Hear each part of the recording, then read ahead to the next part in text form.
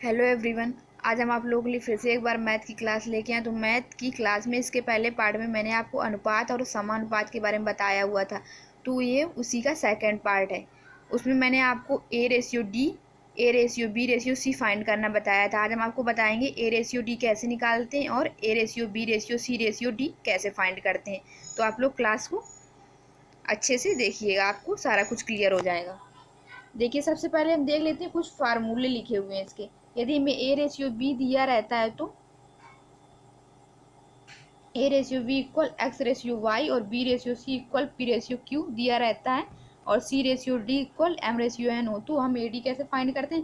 X into P into M ratio Y into Q into N. इनको याद रखना, भी नीचे बताएंगे इसको कैसे करते हैं।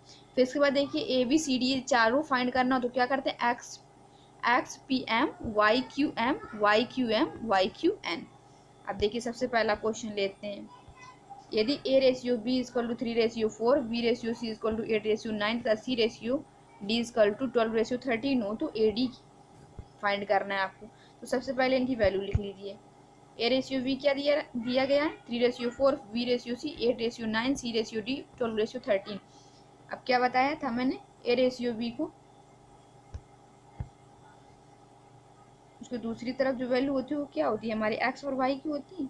तो हम क्या करेंगे, इसको एक्स या आप मान लीजिए और इसको वाई मान लीजिए, इसको पी मान लीजिए, बी रेशियो सी की ये देखिए, इसको क्यू, सी रेशियो डी की इसको एम मान लीजिए, small M small N.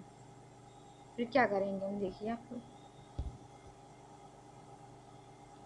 X into P into M, X ये वाला पी माना था और एन, तो 3 इंटू 8 इंटू 12 मीन्स पहला और इसका पहला हो गया, रेशियो लगा दिया बीच में। अब second y into Q into N, तो y हमारा 4 है, q क्या है 9 और n 13, इनका मल्टीप्लाई। अब देखिए, इसको कैंसिल हो रहा है कुछ तो कट कर दीजिए, 3 से कट कर दीजिए, 3 त्रिका 9 हो जाएगा। इसके बाद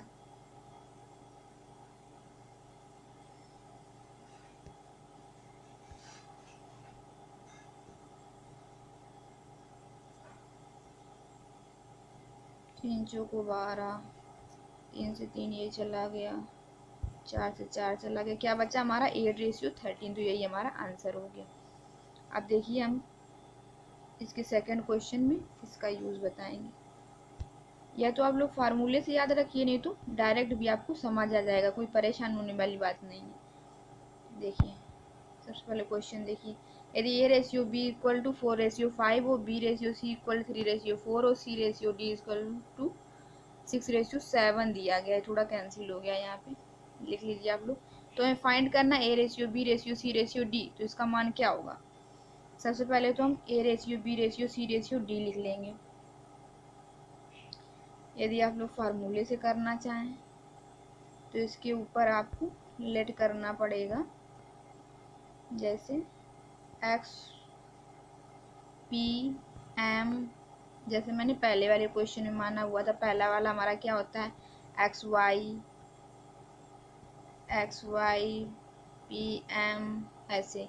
या तो आप लोग उसको डायरेक्ट देख लीजिए, जिससे भी आपको समझ आए। ए बी सी डी चारों लिख लिया ना मैंने। अब देखिए, अब इसकी वैल्यू रखते हैं। ए की वैल्यू क्या दी गई है हमें? 4, बी की 5 लिख दिया मैंने। अब सेकंड स्टेप में जब बी सी की क्या है, फिर से हमें बी की मिली है ना 3, तो बी के सामने ही लिखेंगे और ये वाली स्पेस हम छोड़ देते हैं, क्योंकि सेकंड स्टेप से कर रहे हैं तो सी के सामने 4 आ जाएगा, लेकिन यहाँ नहीं लिखेंगे, ठीक है। इसके बाद सी रेशियो डी की क्या दी गई है हमें? 6/7। तो अब देखिए, सी के सामने ही फिर से 6 आ जाएगा और डी की ये वाली स्पेस खाली रहेगी, 6 सामने लिखेंगे।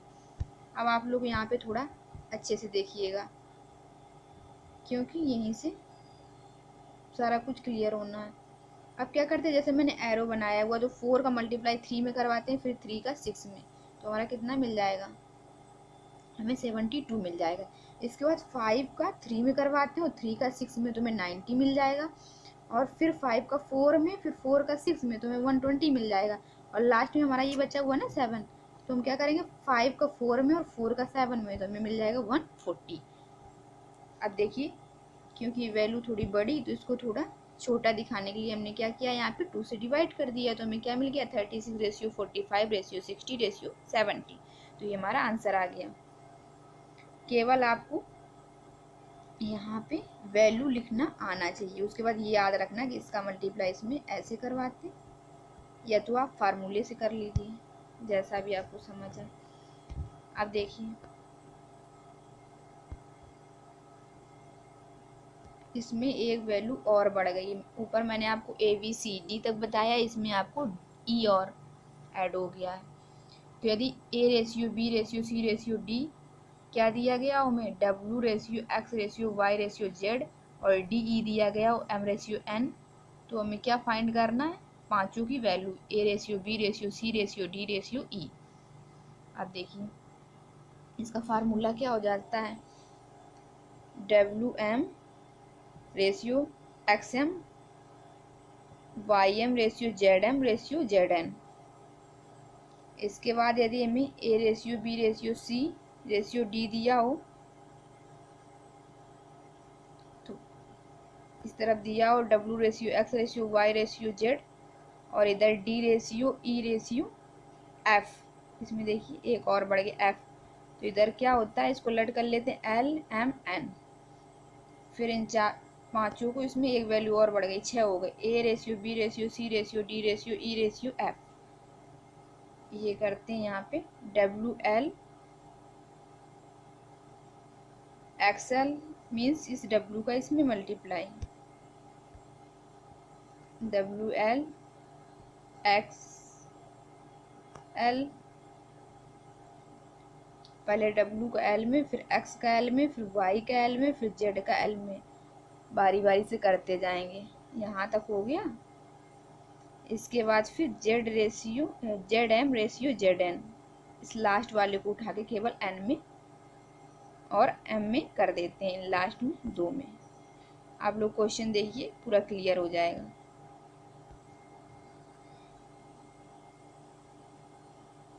A/B/C/D इक्वल 3/2/5/4 तथा D/E=3/5 हो तो ABCDDE कितने के बराबर होगा।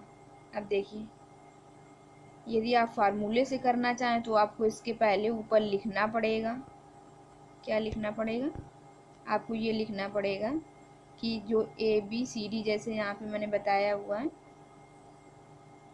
ABCD की वैल्यू होगी, जैसे ये दी गई तो इसको क्या मानेंगे, पहले वाले को W मानेंगे, इसको X मानेंगे, इसको Y मानेंगे, इसको Z मानेंगे, और D की जो इसको M और N मानेंगे, तो इसी फार्मूले के अकॉर्डिंग रख देंगे।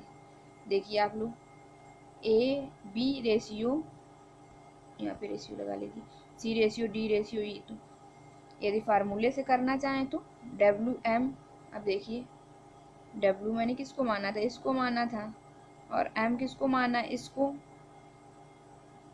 तो इसका मल्टीप्लाई इसमें करा देंगे तो ये पहली वाली मिल जाएगी। फिर XM, जो हमारा X है, देखिए X कौन सा है हमारा, X है हमारा 2 का किस में करा देंगे, फिर से 3 में करा देंगे। फिर Y जो हमारा Y 5 है, उसका किस में करा देंगे, 3 में।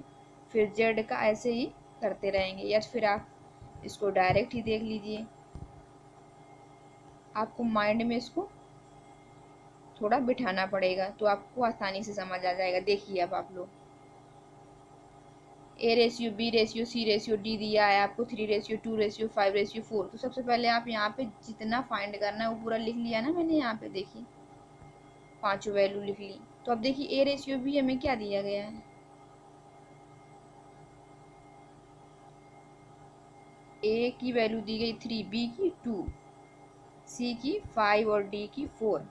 अब पहले वाले हमें यहीं तक मिली तो हम क्या करते हैं, निकालना तो हमें E की भी है, लेकिन हमें पहले वाले में जहाँ तक वैल्यू मिलती वो हम रख लेते हैं।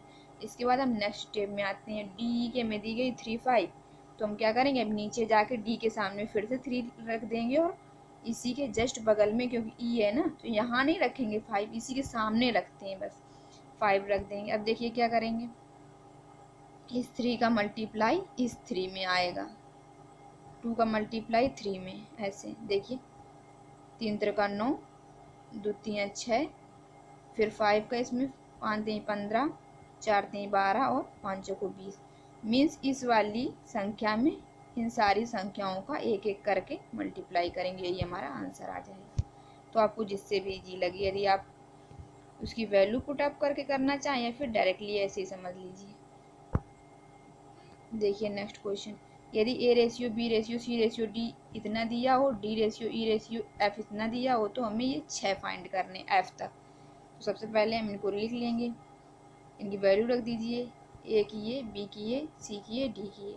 डी तक तो हमें पहले वाले स्टेप में मिल गई। अब देखिए फिर से इसमें सेकंड वाले में डी ई एफ की मिल रही, तो डी के सामने फिर से 4 रख देंगे, ई के सामने 3 और एफ के सामने 2। अब क्या करेंगे, इनका भी बारी बारी से मल्टीप्लाई करवा देंगे। देखिए आप लोग, 3 चौको 12, 5 चौको 20, 2 चौको 8, यहाँ तक हो गया ना। अब यहाँ से क्या करते हैं, इसमें थोड़ा चेंज हो जाता है, इस वाली की इसमें और इसकी इसमें। 3 का एक में 3 और 2 का भी एक में तो 2, तो ये हमें मिल गया रेशियो। यदि फार्मूले से करना चाहें तो इसके पहले आपको लिखना पड़ेगा यहाँ पे वैल्यू के ऊपर ए बी सी डी की वैल्यू के लिए जो भी हम माने, जैसे मैंने यहाँ पे माना हुआ था WX, YZ, तो यही पुट अप करके बस इसको देखते जाइए, या तो आप डायरेक्ट कर लीजिए। तो यदि आप लोगों को आज की क्लास पसंद आई हो तो वीडियो को लाइक शेयर एंड सब्सक्राइब करना ना भूलें। मिलते हैं नेक्स्ट क्लास में, आपको समानुपात के बारे में डिस्कस करेंगे। थैंक्स।